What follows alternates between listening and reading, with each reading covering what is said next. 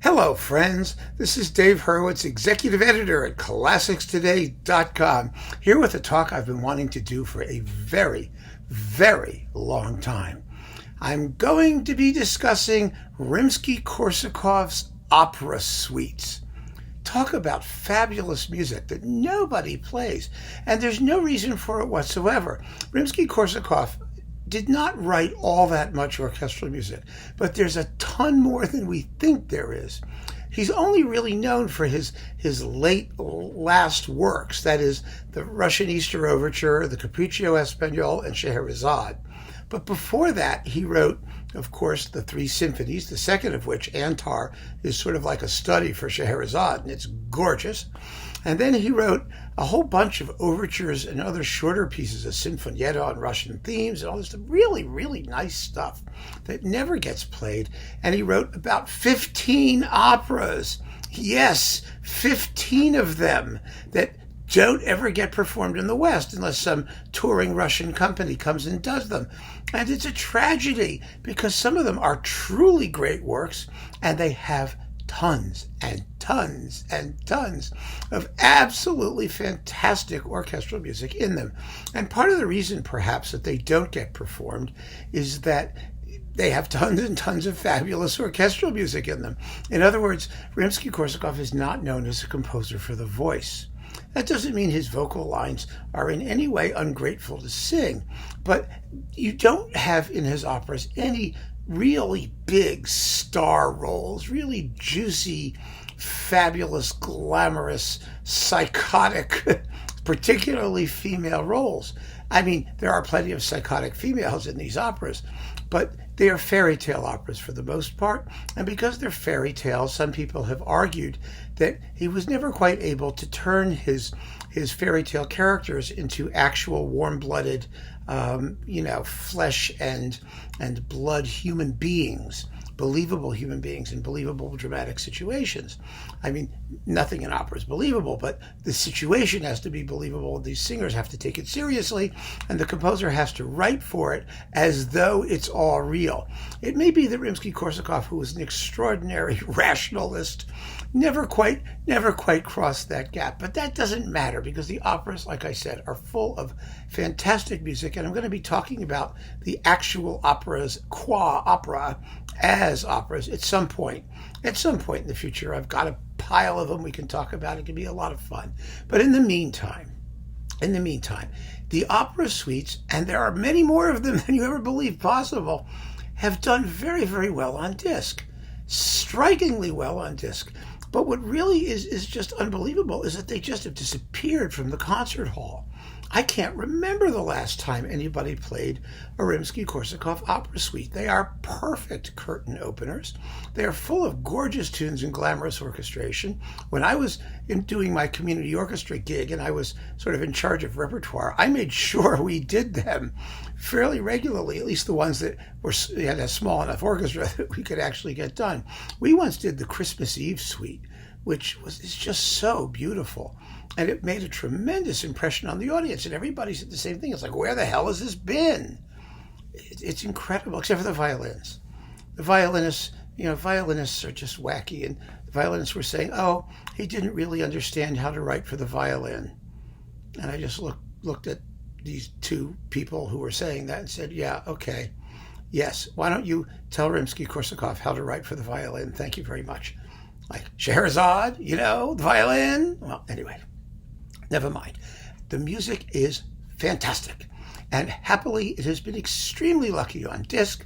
And so I want to take you through a bunch of them, and we're going to play a bunch of samples, and we're going to have just a fantastic time with this. We really are. At least I will. I hope you do too. So let's start at the beginning, and we'll just identify these pieces as we go through them because, like I said, there's a lot of them, and they're all wonderful, beautiful, and well worth listening to. All right.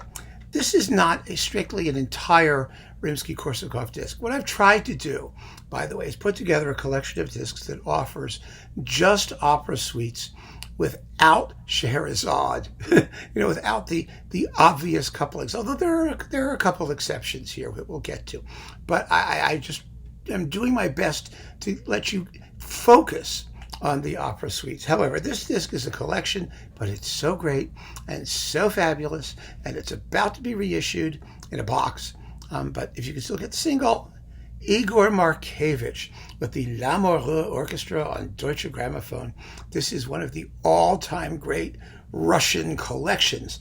And from the Rimsky side, you get Le Coq d'Or, the Golden Cockerel, which is such a cool piece. It uses fabulous exotic harmony. Technically, they're called octatonic scales, but we don't need to go there. And it also has the Overture to May Night.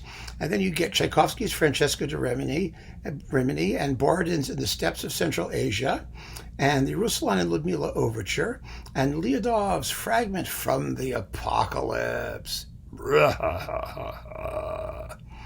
What could be bad? But boy, the Rimsky-Korsakov performance is fabulous, and the sound of the L'Amoureux Orchestra, like the orchestra, the Paris Conservatory Orchestra, the Orchestre de la Société de Concert du Conservatoire, whatever the hell that thing is. It is unbelievably fabulous and very, very well recorded for its day. This is a disc you should just have. And the Rimsky-Korsakov items are wonderful. But now we're going to focus on Rimsky-Korsakov items. And I'm just going to talk our way through all these different collections. I mean, I've got a goodly stack of them. And they really are just wonderful. Now, one of the best Rimsky-Korsakov collections, I don't know if it's still available, it was on Phillips, now it's on Decca, was this old David Zinman Decca Duo. Originally, it was 3 LPs, and I had the LPs. I remember those LPs, those old Phillips LPs, beautifully pressed in a nice shiny box. They're great. This contains the Capriccio Espagnol, which of course nobody needs, May Night, Sadko. Now, Sadko is an opera, but it's also a symphonic poem. So it really goes with the opera suites, because when Rimsky-Korsakov came to write the opera, he used the themes from the symphonic poem as the leitmotifs that pepper the opera. So they're closely related. Sadko's fabulous. And let's see, what else do we have here? The Snow Maiden. Ooh, Snegorotchka. More on that momentarily. And the Tale of Tsar Sultan, which is just so cool. It's got some wonderful water music. When they're in the sea, and the sea in a barrel, and the waves are going around. It's just so evocative. I think that's Tsar Sultan, isn't it? I'm hoping it is. It's not the Golden Cockerel. There's some sea music in here. Anyway, then we have the Golden Cockerel, Le Coq d'Or, and Antar, a fantastic performance of Antar, one of the best ones out there, and the Russian Easter Overture. This is a fabulous collection. This is Zinman, and it's the Rotterdam Philharmonic. If you don't have it, you really should, if you can still find it. If not, it'll be back. Fear not. It will come back eventually. Next, this is a single disc, and it's quite good. It's Mikhail Pletnev on Pentatone. Now, Pletnev is such a on-again, off-again conductor. He really is. He can be so perverse. But Rimsky is actually kind of suitable to him because it doesn't require him to emote in some sort of vulgarly obvious way or to do something grotesque. It's all about precision and neatness and excitement and rhythm and color, and he can do those things, and he does here. You get 3 suites on this Pentatone disc with the Russian National Orchestra. You get, let's see, Snow Maiden, Snegorotchka, and you get the Legend of the Invisible City of Kitezh and the Maiden Fevronia. And frankly, that may be, it's one of the handful of Rimsky-Korsakov's really greatest operas. And I think the only reason it doesn't get performed is because nobody wants to say the Legend of the Invisible City of Kitezh and the Maiden Fevronia. It's just easier to call it something else, and so no one does it. But wow, is that a big, rich, beautiful score? And then here you get The Night on Mount Triglav. Yes. Now, what is The Night on Mount Triglav? The Night on Mount Triglav is actually sort of Rimsky's answer to Mussorgsky's A Night on Bald Mountain, which he also rewrote. It is the entire third act with the vocal parts taken out and adjusted of the opera ballet Mlada. which was also at one point it was like a one of part of the five, those bunches of composers. It was going to be a composite work. They were all working on bits of it, and so was Mussorgsky, and that's where A Night on Bald Mountain originally was going to get stuck into, or it's one of the places it was going to get stuck into. In the event, Rimsky did the whole thing himself. I think as an opera ballet, it would be just endless fun. The funny thing about Mlada is that she's dead for the whole opera. It starts with her being dead. And she's sort of a vengeful spirit who comes back and manages to redeem her boyfriend by revealing the duplicity of the evil girlfriend who killed Mlada because she wanted him for herself. The story doesn't make any difference. It's a typical opera. It's like, totally pointless. But wow, what glorious music is in it. And Act 3, The Night on Mount Triglav. We're going to talk about that a little bit too. But this is the Pletnev recording on Pentatone. Worth considering. Also worth considering for that authentic Russian tang is Evgeny Svetlanov. Now, Svetlanov's Rimsky-Korsakov is all over the place discographically. This is just one disc. This is the Moscow Studio Archives series, whatever that was. Who the hell knows? I don't think it exists anymore. But this particular disc has Pan Voyevoda. Well, Pan Voyevoda was a big flop, and it takes place in Poland. And it gave Rimsky an opportunity to write mazurkas and polonaises and lots of dances. And they're all here, and they're wonderful, wonderful dances. And then you've got the Snow Maiden, and you get Le Coq d'Or, the Golden Cockerel.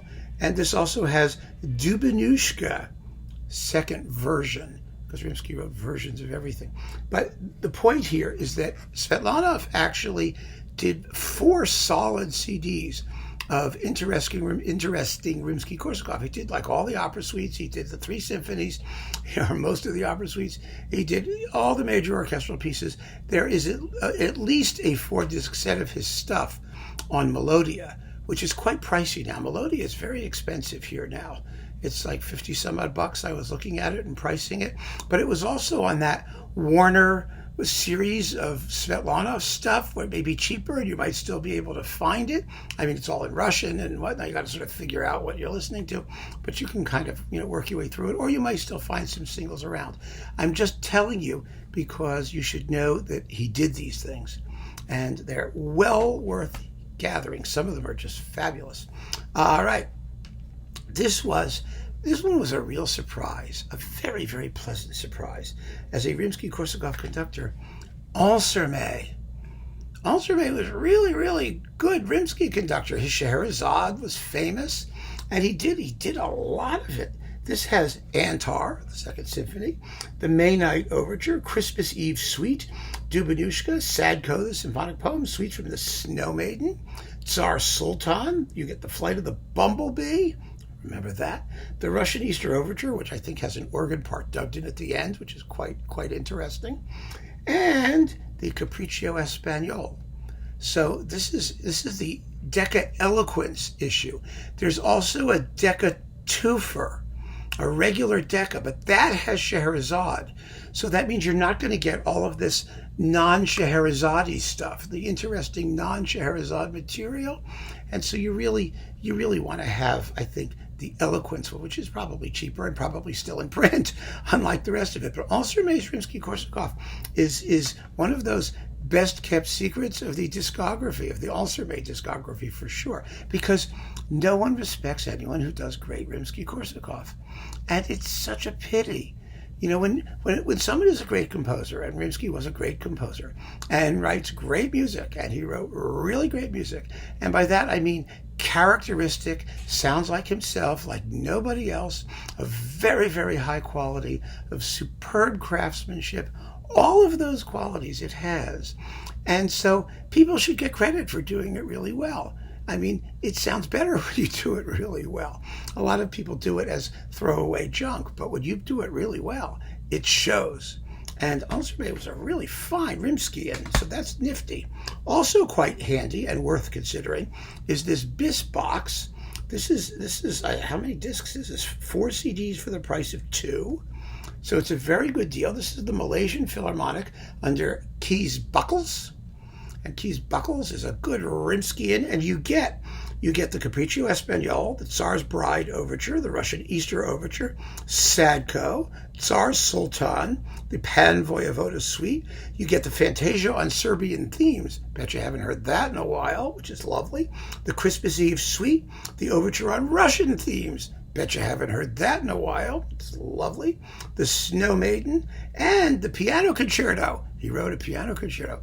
It's a short little piano concerto, but quite colorful, with Noriko Ogawa, the excellent soloist. So this BIS box is definitely worth considering, because you also get, oh, pardon me, the 3 symphonies and Scheherazade. So that's quite a box, especially if you want to collect unusual Rimsky-Korsakov. But we are talking primarily about opera suites. And so now I'm going to go to our sort of 3 final collections. And the first of them is, not surprisingly, on Naxos. Voila! Here's 4 of them. There are actually 5. There's more stuff than this. There are at least 5 discs, but I have 4 of them sitting right here. And it's really a wonderful series. First of all, the performances with Jerry Schwartz and the Seattle Symphony are really, really good. Really quite surprisingly, wonderfully good. And I'm going to come back to this one. This one has Scheherazade, so it sort of is out of the running, but you get a fabulous Tsar Sultan suite, which is just fantastic. And you also get the Flight of the Bumblebee, which I'm going to play you. You have to hear that. I mean, I love the Flight of the Bumblebee. It really belongs as one of our miniature masterpieces. Some of you pointed that out quite early in that series. And so I'm thanking you now, belatedly, for mentioning it. This is one of those throwaway pieces. Every so often someone does it as an encore. No one actually plays it because Rimsky didn't include it as part of the rest of the Tsar Sultan suite. He should have, and everyone should play it. You should stuff it in there somewhere. But here is the fabulous, the inimitable, the instantly memorable Flight of the Bumblebee.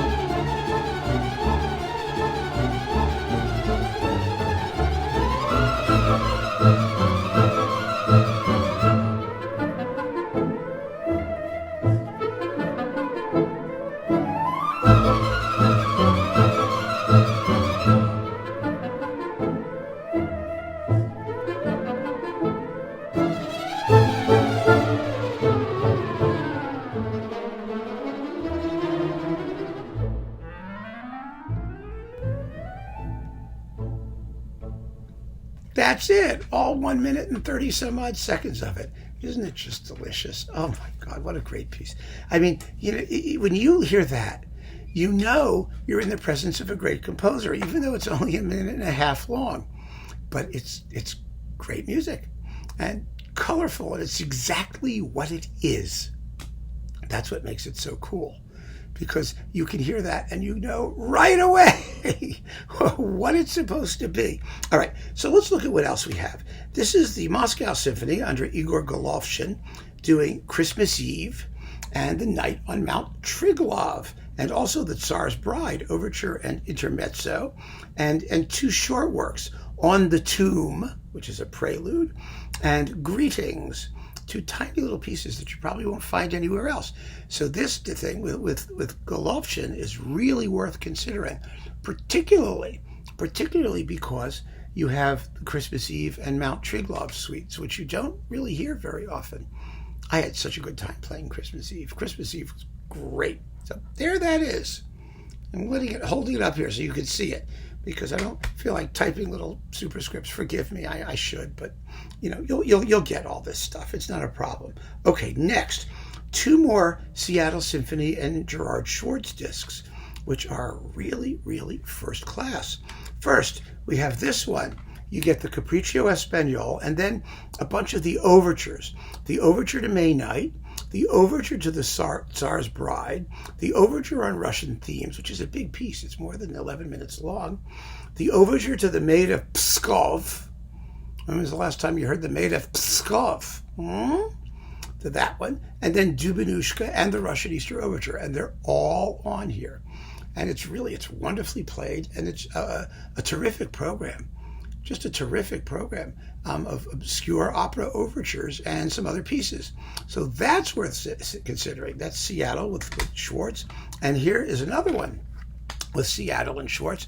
This disc gives you the Snow Maiden, Snegorotchka, Sadko, the Suite from Mlada. Mlada is just, I keep saying it's great. It is great. It's just great. And the Suite from Mlada is different from the Night on Mount Triglav from Mlada. That's like a 30-minute long symphonic poem. The Suite is 18 minutes of shorter bits from Mlada because it's an opera ballet. So there's as much dancing and instrumental music as there is singing. I just love Mlada. All right, and then we have the Suite from Le Coq d'Or. And we're going to play a couple bits from this because I just love it so much. First of all, let's hear a little bit of the marriage feast and lamentable end of King Dodon from Le Coq d'Or. The Coq d'Or is one of those wonderful fairy tales about a fake bird that it's sort of like Stravinsky's Song of the Nightingale. It's kind of Stravinsky owes Rimsky-Korsakov a lot, really a lot. So let's start with the a little bit of the marriage feast and lamentable end of King Dodon.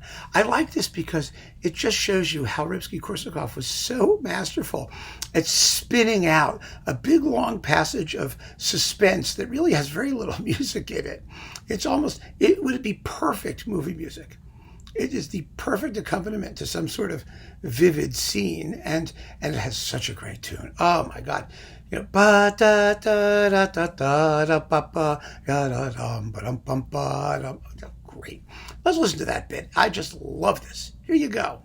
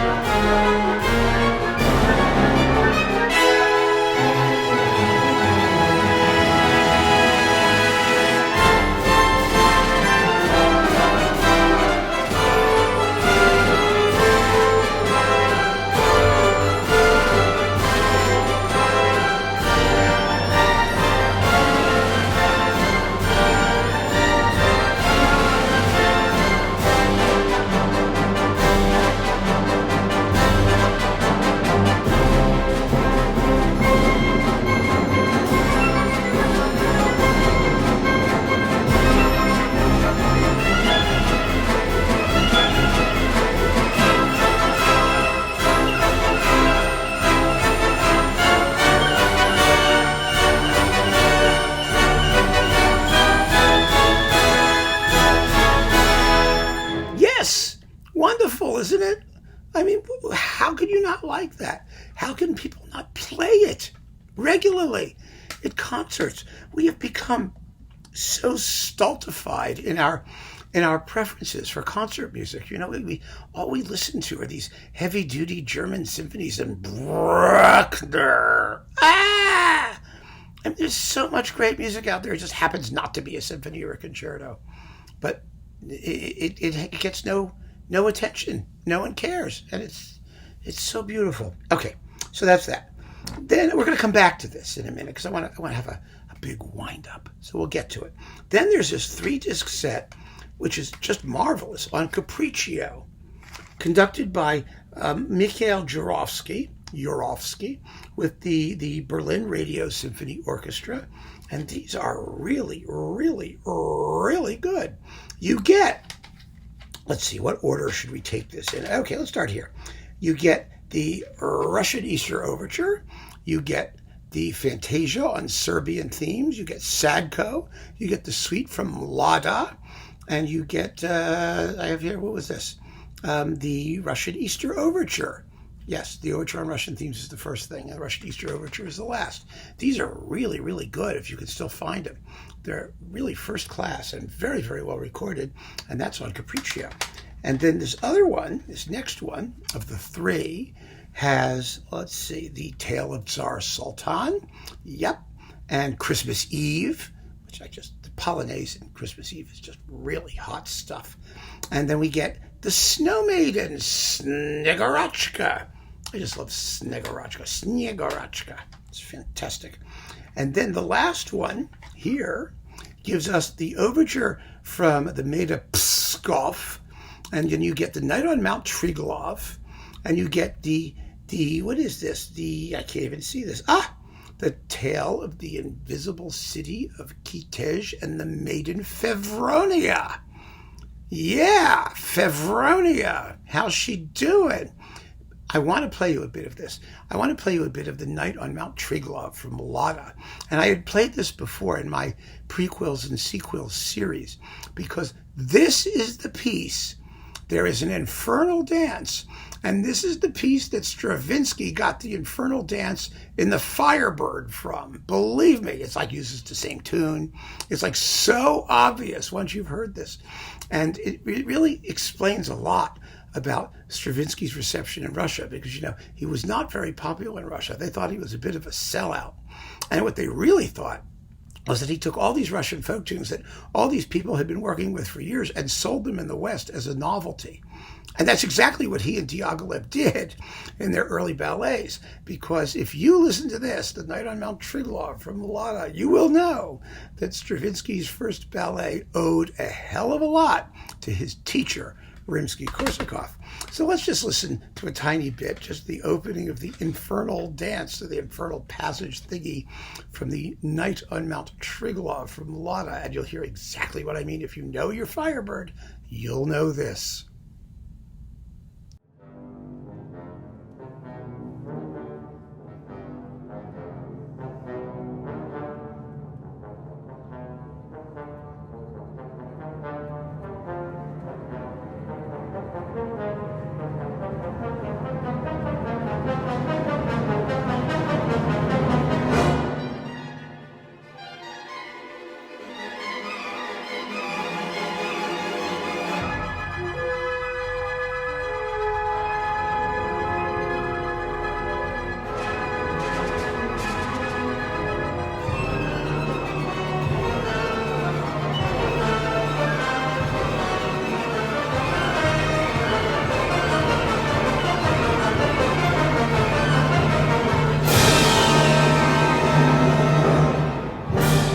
Isn't that cool?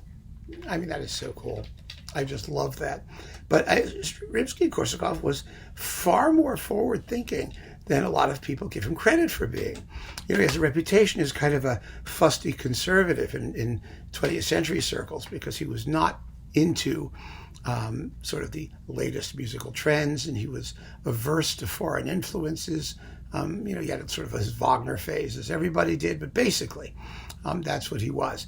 And you know, he doesn't get credit for the evolution of his own style in ways that were really quite interesting. So these Capriccio discs with Mikhail Jurovsky, however you pronounce it, are really first rate, and they're also worth considering along with the Naxos ones. I mean, you can't go wrong. However, I have to pick one absolutely, totally, positively essential. You got to own it no matter what or else. Set.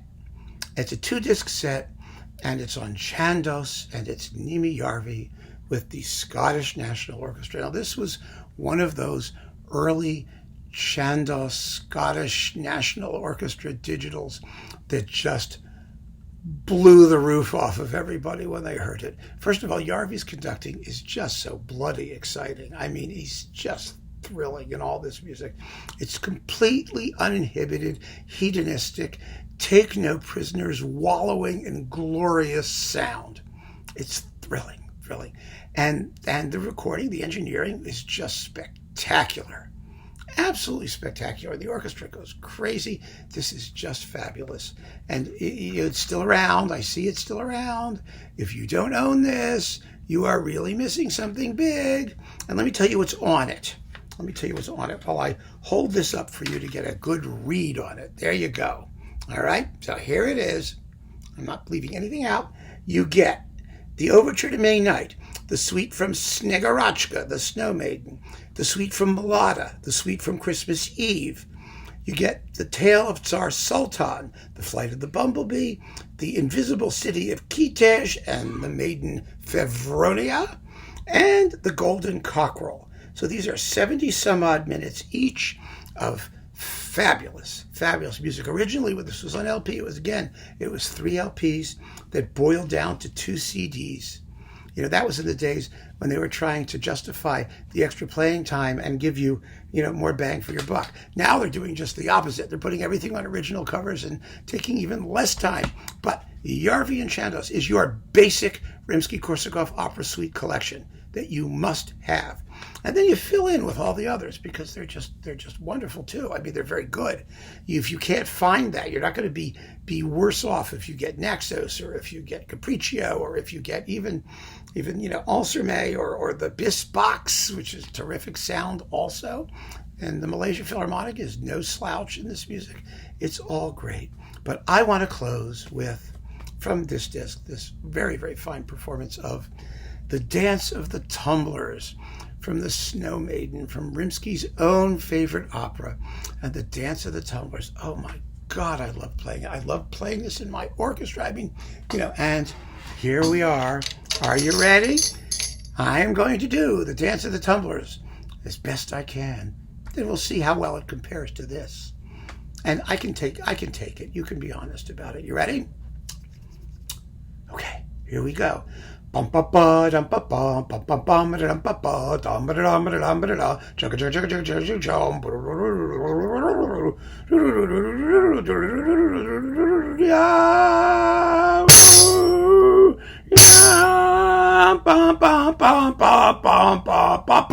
I got a little carried away and I blew my whole entrance. It was totally embarrassing, but I am not going to repeat it and get it right because I understand, folks. I really do. There's only so much you can take of me in my percussion mode, but I just love this music so much. It is such a joy.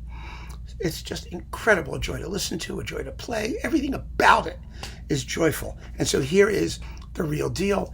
The Seattle Symphony with Gerard Schwartz on Naxos, doing the Dance of the Tumblers, which is here called the Dance of the Clowns, and which is sometimes called the Dance of the Buffoons, but it's the dance of them who make us laugh with gymnastic activity. And that's all you need to know. Here we go.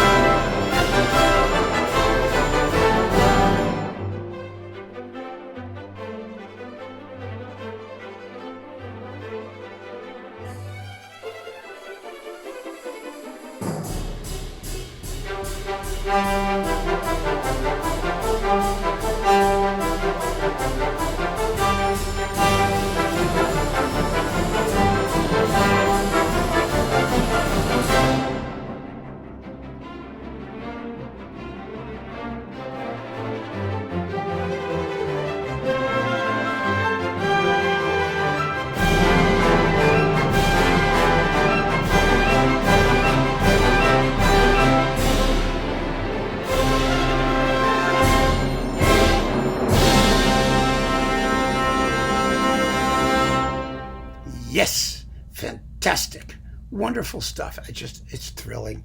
How can anyone not love it? How can it be that we don't hear it more frequently in concert? I mean, it's so wonderful live. It just glitters. Picture postcard brightness. And that's what this music is. I really hope that this talk has given you some ideas about where to go and where to find this music, and to give it a chance. If you haven't heard it in a while, put it on. If you don't know it, get some. You don't have to have all this stuff like I have. It's crazy, but get some of it and enjoy it. It will lighten up your life, put a spring in your step, and make you feel better about humanity. And we can all use that at this point, I have a feeling. So keep on listening, folks. Thank you so much for joining me. Take care.